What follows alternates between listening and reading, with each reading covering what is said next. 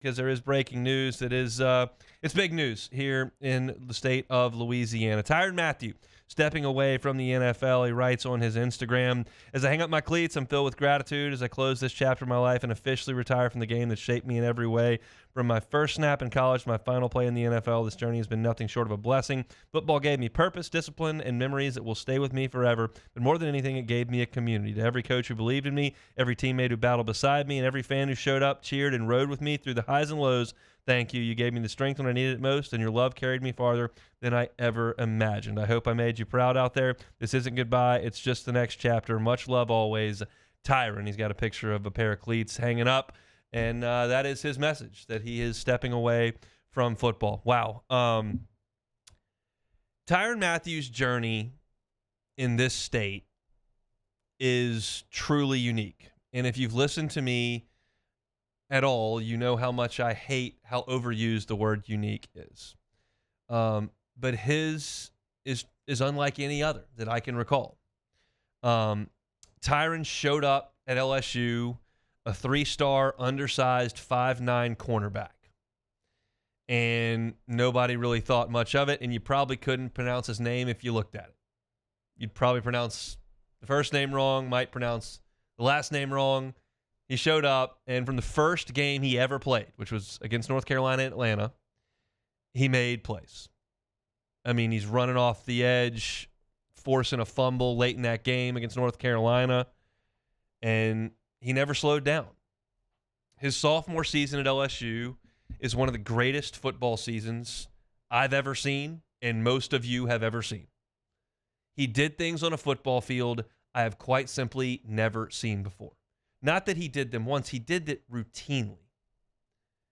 He would come off the edge and strip sack a quarterback. He would take a ball carrier 20 yards down the field and just take the ball away. The first game that year was against Oregon. You had the most electrifying punt returner in the country, DeAnthony Thomas. And Tyrann just knocked the ball free, scooped it up, scored a touchdown. Made a huge play right before halftime against West Virginia, set up a Chase Clayton touchdown. I've never heard a press box do what I heard the press box in Tiger Stadium do when he made that play, when he batted the ball up in the air and caught it and ran it down to the 1-yard line against Kentucky. Ran into the end zone against Kentucky. The whole press box, which is a working environment that generally doesn't react to anything, gasped. Not because he did it once, but because he did it every single week. You heard the whole press box do it. And then you have the Arkansas game where he runs the punt back, and that sets up that avalanche for LSU. And you've got the Georgia game where he returned a punt and then almost returned a second one and was a Heisman finalist as a nickelback. And then you got the press conference the next August. I was in that press conference. We didn't know why we were there, but we were called in. There's a press conference. I don't know what day or time it was. They were all the same in fall camp at that point. Could have been a Saturday, could have been a Tuesday. I have no idea. But Les Miles walked in, said, Tyrann Mathieu's no longer a part of the football team. And at that part, when the most famous player in the country is kicked off the team because he won't stop failing drug tests, like that's a black eye. That's banishment. That's humiliation. That's being blackballed from the community. But an amazing thing happened. Tyrann took that year off, entered the draft. Cardinals took a chance on him. He reunites with Patrick Peterson, and he goes on to have a brilliant professional career, an all-pro caliber professional career, one that netted him a world championship. And then, to finish it, he brought it full circle. And he signed on with the Saints. Not only his home state team, his home city team. And I remember back when I was on the LSU beat and we were talking about Tyrann Mathieu and like who's going to draft him. He was going, well, he better not go to the Saints because he'll hang around with the same crowd he's been hanging around with and he'll never make it. He needs to get far away, and he did. He went out to Arizona. But he came back to the state. And what an incredible moment when he comes back to the state, and in that first game that he plays for the Saints, the 3 Louisiana natives started the Who Dat chant.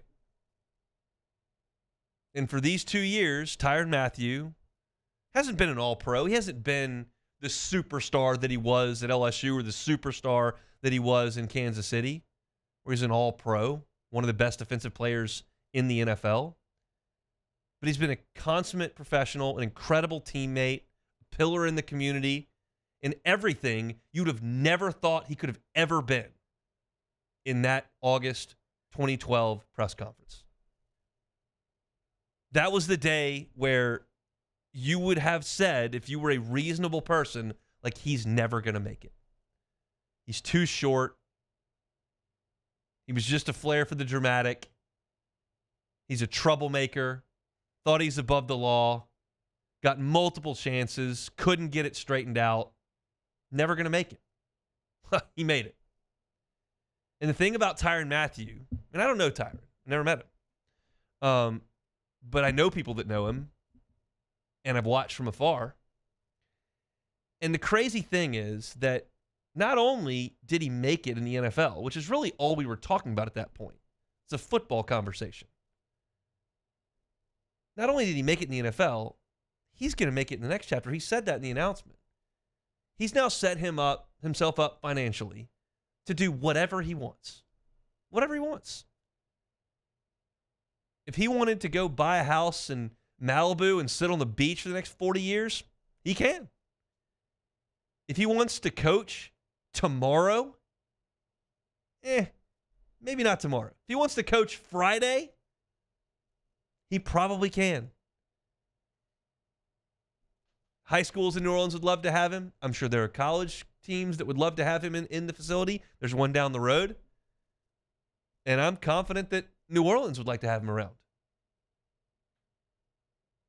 He's set himself up and garnered that kind of reputation for himself out of a disastrous circumstance for a young person at that age, with that level of fame, to disgrace himself to that degree and completely erase it over the next 13 years.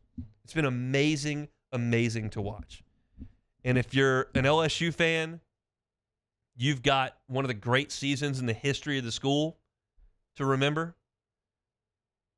And then an NFL career to have admired.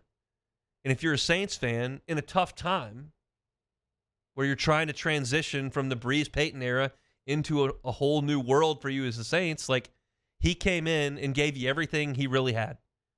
I think that's evidenced today, that he just doesn't have anything else to give. Now, if there's some sort of injury or issue that, like, he just doesn't feel like he can be great, and that's why he's stepping away. Like, we don't have any. All we have is an Instagram post. I'm certain there will be a press conference later this week. But he gave you everything he had. And to me, that is an incredible legacy that he has left, and something that New Orleans natives, LSU fans and grads, and Saints fans can all be proud of in this state. And that is a rare thing, and to me is unique to Tyrann Mathieu. He's the only story I can think of that really sounds like that.